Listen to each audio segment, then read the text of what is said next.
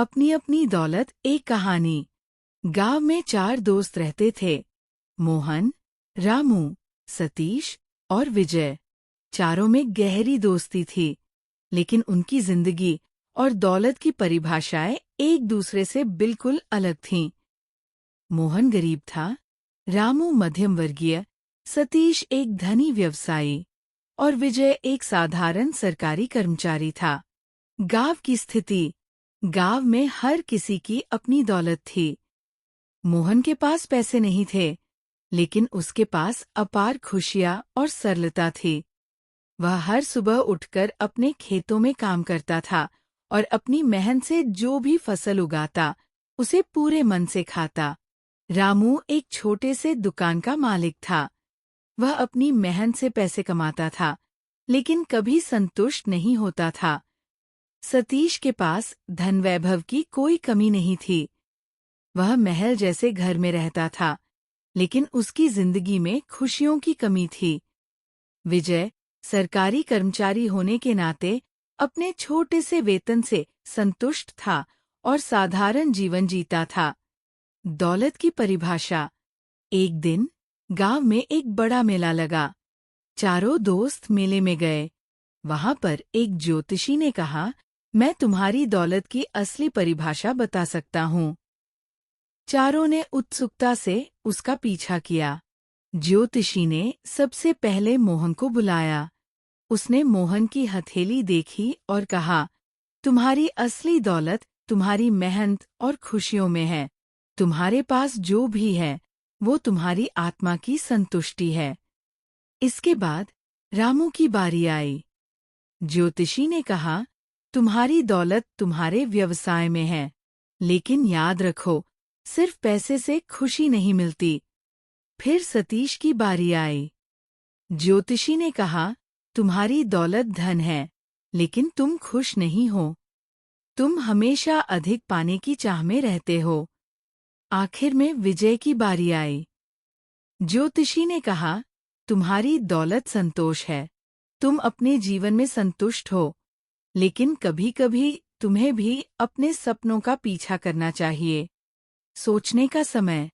चारों दोस्त ज्योतिषी की बातों पर विचार करने लगे। मोहन ने कहा, मैं तो हमेशा यही सोचता था कि दौलत केवल पैसे में होती है, लेकिन अब मुझे समझ आया कि असली दौलत खुशियों में है। रामू ने कहा, लेकिन मैं चाहता हूँ कि मेरी दुकान सफल हो। क्या यह गलत है? सतीश ने कहा, नहीं, ये गलत नहीं है, लेकिन तुम्हें संतोष भी रखना चाहिए। विजय ने कहा, हमें अपनी अपनी दौलत को समझना होगा। दौलत की परिभाषा हमारे नजरिए पर निर्भर करती है। दौलत की खोज। उस दिन के बाद चारों दोस्तों ने तय किया कि वे अपनी अपनी दौलत की खोज करेंगे। मोहन ने अपने खेतों में और मेहनत की और अपनी खुशियों को बढ़ाने का प्रयास किया। रामू ने अपने व्यवसाय में नए विचारों को शामिल किया, लेकिन वह अपनी संतोष की ओर भी ध्यान देने लगा। सतीश ने धन को कमाने के साथ साथ अपने परिवार और दोस्तों के साथ समय बिताना शुरू किया। उसने समझा कि धन के अलावा भी कुछ है जो उसे खुश रख सकता है। विजय ने अपने जीवन में कुछ नए सपने देखने का निश्चय किया। एक नया अध्याय। कुछ महीने बाद गांव में एक बड़ा तूफान आया। तूफान ने सभी की जिंदगी को प्रभावित किया। मोहन के खेत तबाह हो गए, रामू की दुकान को नुकसान हुआ, सतीश की संपत्ति को भी चोट पहुंची। लेकिन विजय ने सभी को एकजुट किया।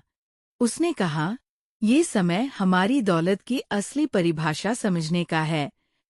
हमें एक दूसरे की मदद करनी होगी। चारों दोस्तों ने मिलकर गांव वालों की मदद की। एकजुटता की शक्ति। सभी ने मिलकर गांव के पुनर्निर्माण का काम किया। मोहन ने अपनी मेहनत से फिर से फसल उगाई। रामू ने अपनी दुकान को फिर से स्थापित किया। सतीश ने अपने धन का उपयोग गांव के लोगों की मदद के लिए किया। विजय ने सभी को एकत्र किया और उनके दिलों में नई उम्मीद जगाई। इस अनुभव ने उन्हें सिखाया कि असली दौलत क्या होती है। मोहन ने समझा कि उसकी मेहनत और खुशियां ही उसकी दौलत हैं। रामू ने सीखा कि संतोष ही असली सफलता है। सतीश ने जाना कि धन से ज्यादा महत्वपूर्ण दोस्ती और रिश्ते हैं। विजय ने अपनी महत्वाकांक्षाओं को पूरा करने का संकल्प लिया। निष्कर्ष, कुछ समय बाद गांव में सब ठीक हो गया। चारों दोस्तों ने अपनी अपनी दौलत को पहचाना और समझा कि दौलत केवल धन नहीं है।